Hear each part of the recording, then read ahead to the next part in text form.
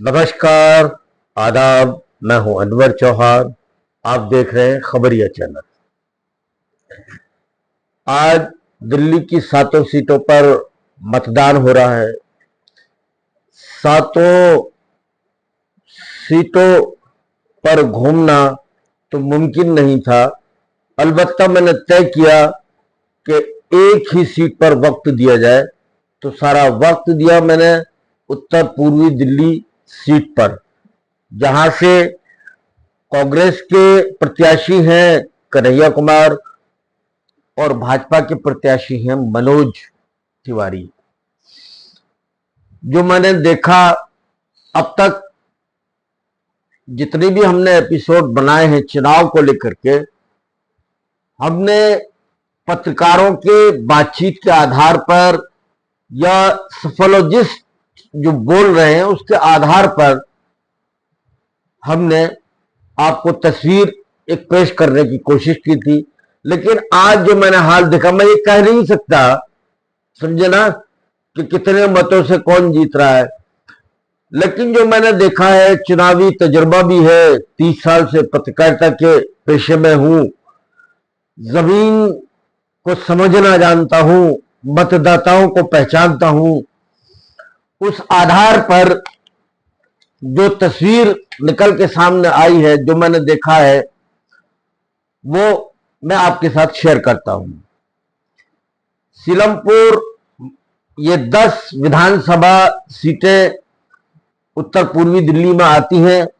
सीलमपुर, बाबरपुर, गोकुलपुर, नन्नगरी, मुस्तफाबाद, क्रावल नगर, तिमारपुर, वजीराबाद, रोहतास नगर और सीमापुरी। 10 सीटों पर, कुछ पर मैंने अधिक समय बिताया, लेकिन अधिकांश सीटों पर मैं आज तफसील से बातचीत की लोगों से और घुमा भी। सीलमपुर विधानसभा से कांग्रेस के प्रत्याशी लीड ले रहे हैं। 1 लाख से अधिक मतों की यहां से लीड मिलेगी। बाबरपुर का भी यही हाल है, ये भी मुस्लिम बहुल सीट है। यहां से भी कांग्रेस के प्रत्याशी को 1 लाख से अधिक वोटों से लीड मिलेगी। क्रावल नगर है, क्रावल नगर से भी अच्छी खासी, मतलब दोनों के भी, क्रावल नगर से दोनों के दरमियान कांटे का मुकाबला देखने को मिला। बल्कि पलड़ा जो मुझे भारी दिखाई दिया वो बीजेपी का था क्रावल नगर सीट से। अलबत्ता मुस्तफाबाद जो मुस्लिम बहुल सीट है, यहां से 1 लाख से अधिक मतों से लीड रहेगी। 1 लाख से अधिक मतों से, यानी ये मैं आपको ऐसा नहीं है कि हवाई बात कर रहा हूं, ये बेसिकली मुस्लिम सीट है। मुसलमानों के पास सिवाय कांग्रेस के अलावा विकल्प ही मौजूद नहीं था कि किसी और को वो वोट दे पाए।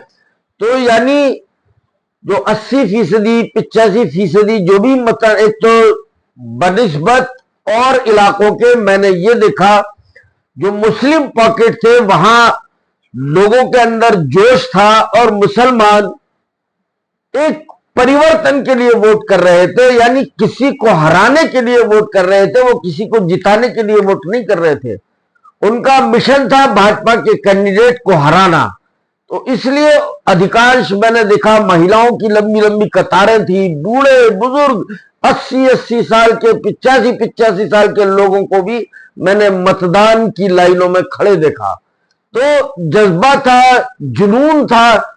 लेकिन मैं बाकी जगह जब हिंदू बेल्ट में गया तो वहां इस तरह का न कोई जज्बा था चुनाव के प्रति, न कोई जोश दिखाई दिया। एक साधारण, मतलब जैसे आम चुनाव होता है, वहां ऐसा ही मुझे नजर आया। जबकि मुस्लिम पॉकेट में नजर आ रहा था कि आज कोई उत्सव है, आज कोई त्योहार है। उस जैसा माहौल था, लोगों ने अपनी छुट्टियां की थी और पूरी तरीके से वो बूथ पर नजर आए। तो ये नजरिया है। तो मुस्लिम मतदाता यहां 29.4% है इस लोकसभा सीट पर।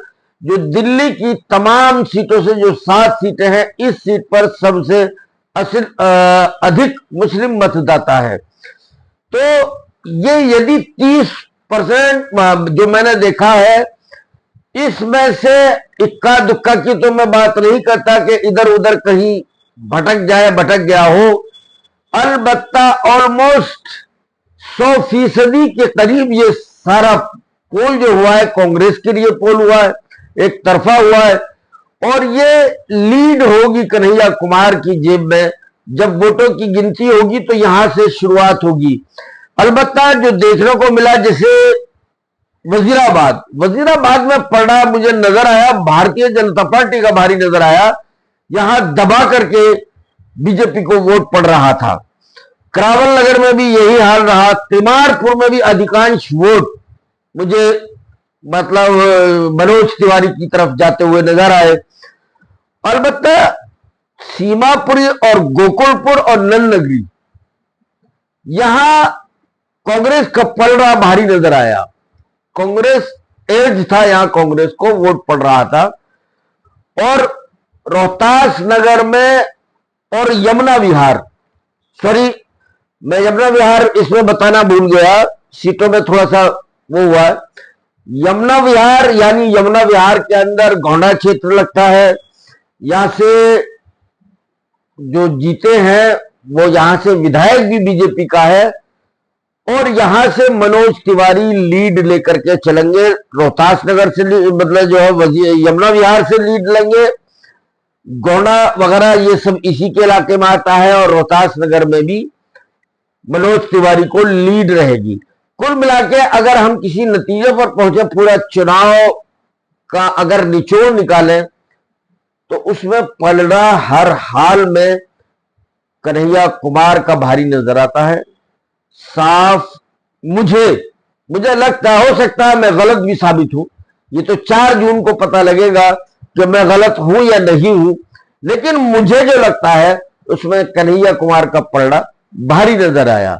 और बाकी जो दिल्ली की जो बाकी 6 सीटें हैं उनके बारे में भी मैं बता दूं, लेकिन ये मेरी जानकारी जो है डायरेक्ट नहीं है। मैंने बाकी दिल्ली की 6 सीटों के बारे में जानकारी जुटाई है, कुछ पत्रकारों के माध्यम से, कुछ लोगों से, अलग अलग पूरी दिल्ली में जानकार लोग रहते हैं। तो पूरी दिल्ली का जो मुस्लिम वोट है वो तो एकमुश्त इंडिया गठबंधन को गया है, यानी 100% के आसपास, 2-4 1-8% इधर उधर भटक गया तो मैं कह नहीं सकता।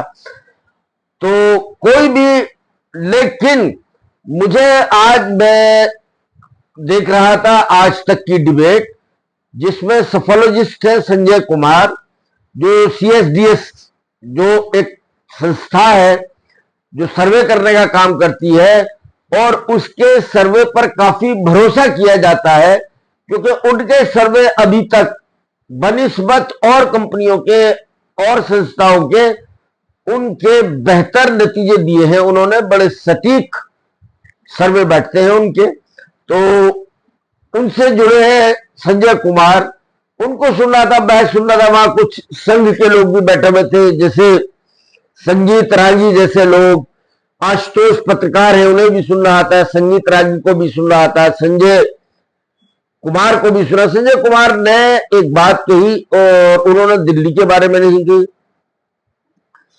संजय कुमार ने कहा कि दिल्ली के लोगों के अंदर एक उत्साह है, और चुनाव पार्टियां नहीं लोग लड़ रहे हैं, पब्लिक लड़ रही है, यानी लोग खुद चुनाव लड़ रहे हैं। वो परिवर्तन देखना चाहते हैं, और हवा है, चुनावी हवा तो है, आंधी नहीं कह सकते। और बोले नतीजे जो होंगे वो चौंकाने वाले होंगे। खास तौर से जो एंकर थी वो स्वाति मालीवाल, जिन जो आप पार्टी की सांसद है, उनकी पिटाई के मामले को वो मुद्दा बना रही थी। बार बार वो जो गेस्ट आए हुए थे उनसे सवाल कर रही थी कि क्या इस चुनाव में स्वाति मालीवाल का पिटाई का मुद्दा भी लोगों के बीच में होगा या चुनाव को प्रभावित करेगा। तो संजय कुमार ने कहा कि ये 2 पार्टियों के बीच का मामला है, बीजेपी इस मामले को उछाल रही है और पिटाई का आरोप आप पार्टी पर है। तो 2 पार्टियों के बीच का झगड़ा है, ये मुद्दा लोगों के बीच कोई मुद्दा नहीं है, इसको लेकर के कोई चुनाव प्रभावित नहीं होगा। ऐसा नहीं है कि आप पार्टी को वोट देने वाला वो इस बात को लेकर के स्वाति मालीवाल की पिटाई है और वो बीजेपी को वोट कर देगा। उन्होंने साफ कहा कि ये कोई चुनावी मुद्दा नहीं है। अलबत्ता एंकर जो थी वो बार बार इस मुद्दे को गर्म करने की कोशिश कर रही थी। संगीत रागी के लिए ये बहुत बड़ा मुद्दा था। उन्होंने कहा कि मैं संजय कुमार की बात से इत्तेफाक नहीं रखता, स्वाति मालीवाल का मुद्दा लोगों के बीच में है और ये मुद्दा भी चुनाव को प्रभावित करेगा, इसका फायदा बीजेपी को मिलेगा। क्योंकि संगीत रागी संघ के विचारक कहे जाते हैं, अपनी बात उन्हें कहनी है, तर्क रखना है, दलीलें रखनी है। तो अंजना ओम कश्यप जो एंकर थी वो इस मामले को गरमाने में लगी हुई थी। मेरा कहने का मकसद यह है कि मीडिया भी ये देखता है कि कैसे इंडिया गठबंधन को नुकसान होगा, वो बात को उछाला जाए, गरमाया जाए। तो लेकिन लोग हैं, समझते हैं कि क्या मुद्दा लोगों के बीच जाएगा, क्या मुद्दा असर करेगा और क्या नहीं करेगा। तो दिल्ली की सीट तो मुझे इंडिया गठबंधन के खाते में ये उत्तर पूर्वी दिल्ली सीट जो है ये तो जाती हुई नजर आ रही है।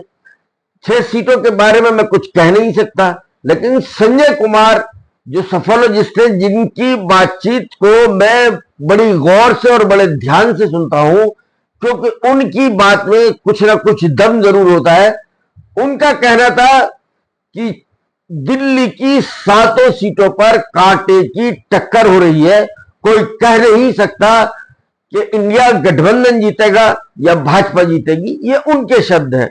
एक सीट पर मैं घुमा हूं, मैंने गली गली मोहल्ले मोहल्ले चुनावी बूथों पर गया, उन लोगों से बातचीत की है, लोगों से पूछा है कि किसी ने वोट, तो मैंने मुस्लिम मतदाताओं से जो पूछा उन्होंने साफ कहा कि हम बीजेपी को हराने के लिए वोट कर रहे हैं, ये उनका नजरिया था। बाकी हाँ, ऐसे लोग भी मिले जो मोदी के नाम पर वोट कर रहे थे, कि हमें मोदी के, जो बीजेपी को वोट कर रहे थे उनमें से एक तबका, बड़ा तबका ऐसा था जो मोदी के नाम पर मनोज तिवारी को वोट कर रहा था। तो 4 जून कोई बहुत ज्यादा दूर नहीं है, नजदीक है। अब क्योंकि चुनाव का जो सफर है लगभग मुकम्मल हो चुका है, सिर्फ और सिर्फ एक चरण बाकी है, उसके बाद आपका इंतजार खत्म हो जाएगा। आज की आपको वीडियो कैसी लगी? अगर पसंद आई तो भाई मेरे चैनल को सब्सक्राइब जरूर कर दीजिएगा। जय हिंद, जय भारत।